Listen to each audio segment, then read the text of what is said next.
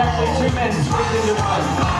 And now we make you feed it, so it's busy. So what's the word of the day? No, not the word. What's the message? Everybody say 1, 2, 3. What's the message? Perfect. Perfect, perfect. Isn't that perfect? That was our message of the day. Thank you very much.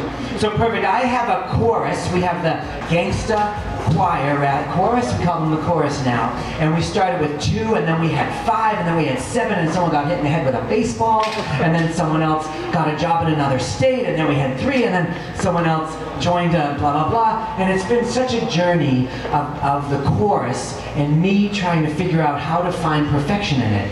Comes to find out, when there's 2 girls and 5 guys, you can do certain numbers, but when there's 3 girls, you can do numbers you never even thought of. And when there's 2 guys, you can pick numbers and songs to do that we never thought of too. So in the struggle of finding, trying to get the choir to do everything through the mishaps and the changes, I found perfection in the choir. I was able to let it flow and let the choir become what it is and be able to produce. We've done probably 47 numbers. If you go on our WIGTV YouTube channel, we've got about 47 WIG choir numbers, WIG chorus numbers. And so I had to find perfection in that. What are perfect things? Does anybody know what's perfect? Like puppies. Aren't puppies always perfect? No. Yes, right? Whiskers on kittens. Kittens are perfect too, right? Chocolate. Isn't chocolate perfect? Sometimes you just need chocolate. I think chocolate's perfect. The perfect dress or tuxedo for your wedding, that's pretty perfect, right?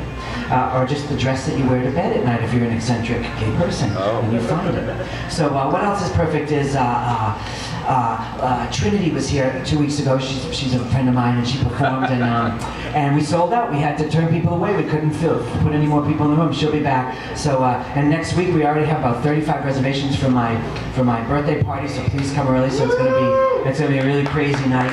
As I told you, everybody's going to be here. And it's honestly, I have to say, I have to be honest, I have not found perfection in turning 50. I've fallen in love with 49, a week, 51 weeks too late.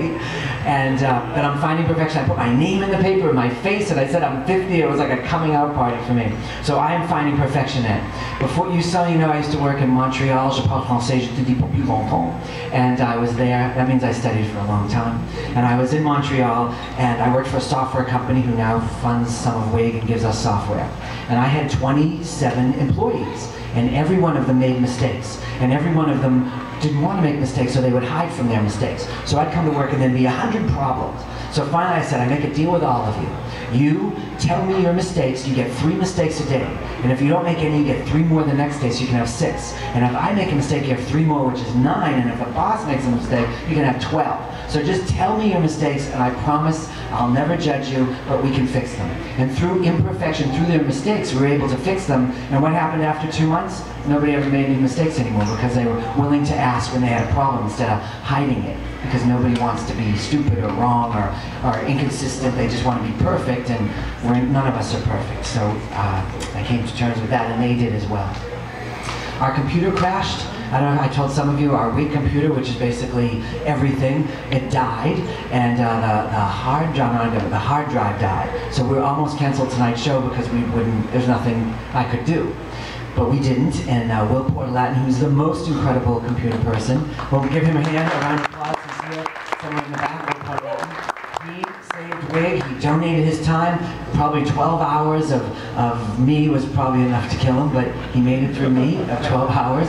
And now, through the imperfection of the computer, because it broke down, now I was able to I used to be on Photoshop 3, now I'm on Photoshop 300. So I do things like the posters outside you saw, I could never pull that off before. So from all this bad, this incredible good came, and I was able to suddenly produce really incredible things from my mistakes. So the bad part of being imperfect created even a better perfect. I had a date the other night, and he was late. And so they'd say, oh, he was late, an hour late. Somebody would say, oh, that's it. But with the hour, I cleaned my whole house. So when he got there, my house was way nicer than it would have been if he was on time. So instead of taking someone late and punishing them, we make it something better. We take bad and we make it good. And that's taking perfection and taking it to really what it is. I don't know why I'm going to tell you this, but Michael Martini, he's a comedian, he's a friend from childhood. Him and I went to our first gay bar together. I was 16, he was 15, and we hid in the car. And when people came out of the bar, we would hide down. It was called the Pink Elephant on Dixie Highway in North Miami.